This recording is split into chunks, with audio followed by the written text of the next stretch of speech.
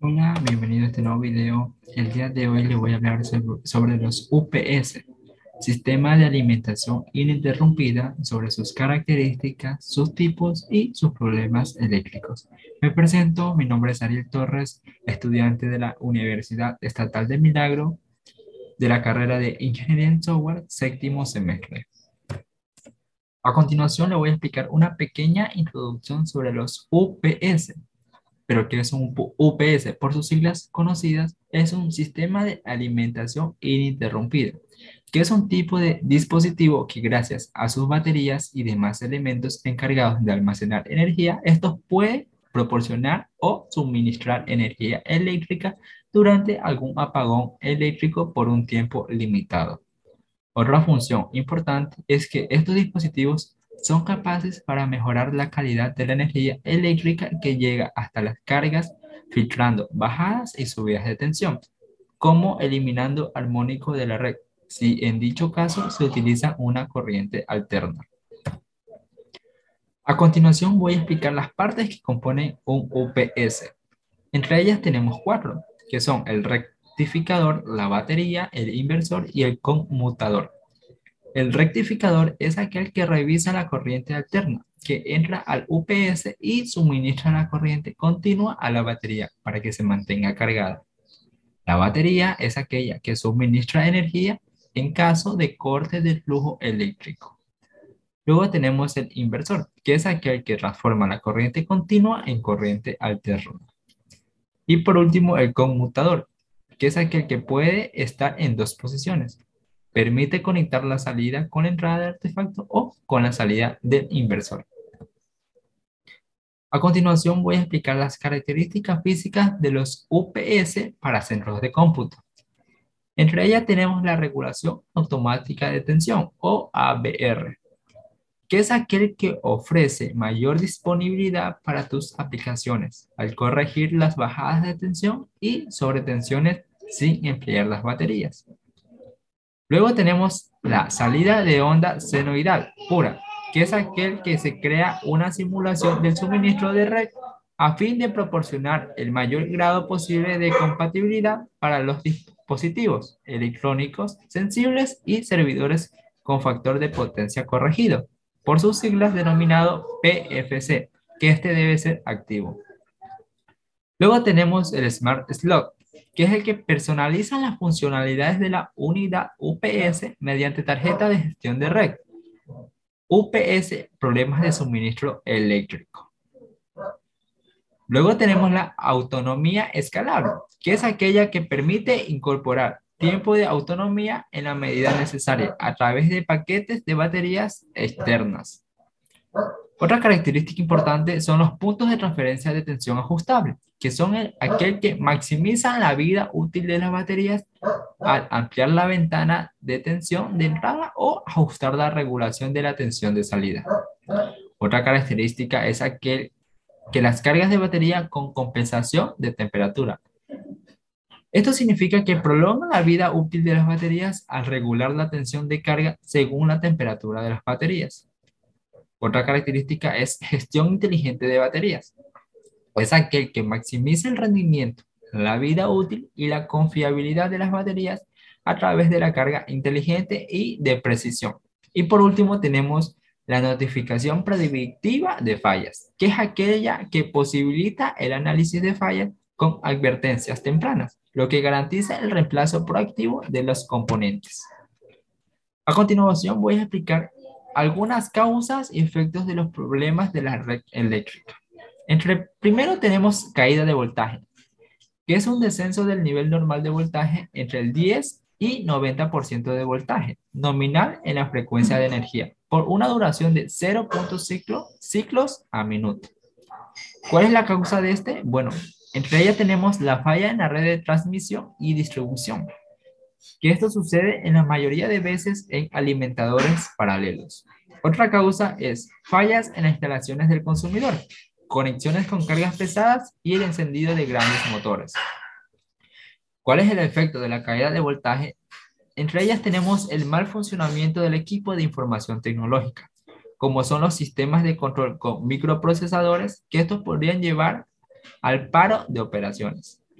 Otro efecto son las fallas en los contactos y redes electromecánicas. Y por último, tenemos la desconexión y pérdida de eficiencia en las máquinas giratorias eléctricas. Como segundo problema en la red eléctrica tenemos los picos de voltaje, que son variaciones muy rápidas del valor de voltaje, desde unos cuantos microsegundos a unos milisegundos. Estas pueden alcanzar miles de voltios, incluso en un voltaje bajo. La causa de esta son los rayos, los cambios de línea o desconexión de cargas pesadas. El efecto que esta puede provocar son la destrucción de los componentes, particularmente electrónicos, y los materiales aislantes en el procesamiento de datos, pérdida de información e interfaces electromagnéticas. Por último, tenemos el incremento de voltaje. El incremento de voltaje o momentáneo de voltaje en la frecuencia de potencia fuera de la tolerancia normal durante más de un ciclo y menos de unos cuantos segundos. La causa de esta es el inicio o pausa de cargas pesadas, fuentes de energía dimensionales incorrectamente o transformadores mal regulados. El efecto del incremento de voltaje es la pérdida de información, pantallas y luces intermitentes y daño a equipos sensibles si el voltaje es muy alto. A continuación voy a explicar los 9 problemas de la energía eléctrica. Entre el primero tenemos el apagón. Un apagón eléctrico o corte de energía es la pérdida del suministro de energía eléctrica en un área. Luego, como segundo problema, tenemos baja de voltaje. El baja de voltaje es una variación de voltaje donde la línea de tensión eléctrica presenta un voltaje menor al nominal. Esto provoca que un aparato siga encendido y en funcionamiento, pero operando con un voltaje y potencia menor al requerido. Esto suele suceder por momentos, no siempre. Como tercer problema tenemos los picos de voltaje, también llamados transitores o transigentes. Involucran un incremento repentino de gran magnitud en el nivel de voltaje, pero muy poca duración. Esto hace referencia a nanosegundos y microsegundos. Como cuarto problema tenemos bajo voltaje. Es una variación de voltaje donde la línea de tensión eléctrica presenta un voltaje menor al nominal. Esto provoca que un aparato siga encendido y en funcionamiento, pero operando con un voltaje y potencia menor al requerido, a diferencia que este es por todo el tiempo, no por un momento, sino por todo el tiempo. Como quinto problema tenemos sobrevoltaje. El sobrevoltaje es una variación de voltaje que presenta valores de tensión constante por encima del voltaje ideal predeterminado de una línea eléctrica. Como sexto problema tenemos puntos de voltaje. En el caso de los aumentos de tensión, son causas comunes las conexiones neutras de alta impedancia, las reducciones repentinas de cargas, especialmente en cargas grandes. Como séptimo problema tenemos ruido-frecuencia. Ruido-frecuencia es una tensión indeseada o corriente sobrepuesta en la tensión del sistema de energía eléctrica o forma de onda de la corriente. Como octavo problema tenemos variación-frecuencia. Es más común cuando el UPS o sistema de alimentación ininterrumpida se encuentra muy cargado. Esto puede hacer, por ejemplo, que un motor funcione más o menos rápido de lo normal. Y por último problema tenemos la distorsión armónica. Es la corrupción de la onda senoidal fundamental a frecuencias que son múltiplos de la fundamental. Las consecuencias de la energía eléctrica, entre ellas tenemos las descargas atmosféricas en la línea, así como el encendido o apagado de cargas como motores, transformadores, etc. Por ejemplo, cuando hay lluvia, hay estos problemas que los transformadores se colapsan, otros se incendian, entonces es una consecuencia. Como siguiente tenemos que cada vez que una interrupción en el suministro retarda un trabajo en proceso, esta pierde tiempo y esto significa pérdida de dinero. Y por último tenemos que mucho más serio y costoso es el hecho que los problemas de energía no solo pueden corromper archivos críticos de datos, también pueden dañar permanentemente computadoras y equipos eléctricos. Esto es cuando presenta que estamos normal en la vida cotidiana y se va la energía. Entonces tenemos los electrodomésticos conectados. Entonces A la hora de llegar la energía, llega con fuerza y produce luego que estos se dañen, tengan fallas o etcétera. A continuación tenemos los tipos de UPS. Para implementar un sistema UPS se utilizan acercamientos a una nueva variedad de diseños, cada uno con distintas características de desempeño. Los acercamientos de diseño más usados son los siguientes. Tenemos 6. El Stanby doble conversión online, línea interactiva, delta conversión online y Stanby ferro.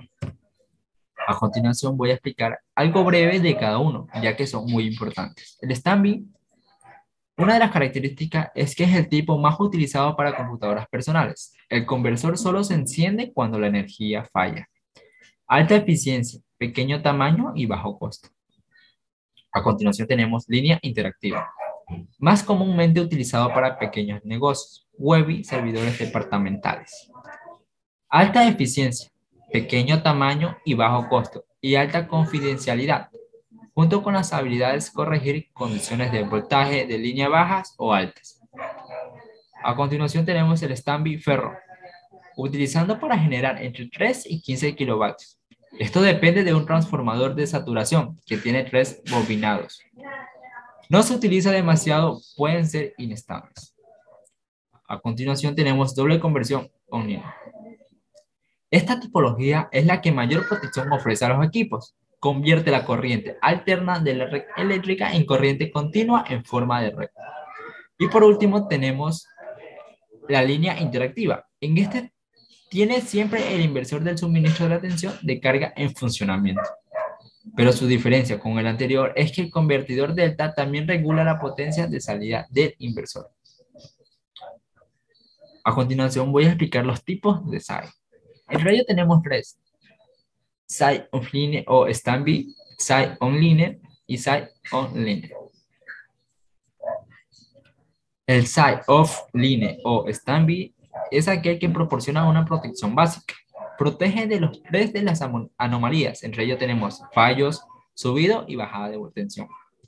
Protección de dispositivos domésticos como ordenadores, monitores, televisores, etc. El SAI inline proporciona una protección intermediaria solucionando 5 de las anomalías eléctricas. Esta añade protección contra tensiones bajas o altas que se producen de forma continua. Y el SAI online ofrece protección completa contra los 9 problemas que pueden haber en el suministro eléctrico, los cuales ya los mencioné anteriormente. Y sobre todo que es un inconveniente, es el que las baterías deben sustituirse por más frecuencia. Esto genera un costo superior. Como conclusión a lo expuesto, podemos llegar que las medidas de protección que se deben aplicar en un data center siempre deben tomar en cuenta de forma estratégica en función de un análisis técnico por medio de la identificación de los riesgos posibles que estos tienen un lugar dentro y fuera de las organizaciones. La protección y prolongación de tiempo de vida útil de los equipos es una de las prioridades. Estas deben contar con un sistema de alimentación alterno e instalaciones eléctricas adecuadas y, sobre todo, debidas conexiones a tierras. Muchas gracias por su atención. Nos vemos en un próximo video.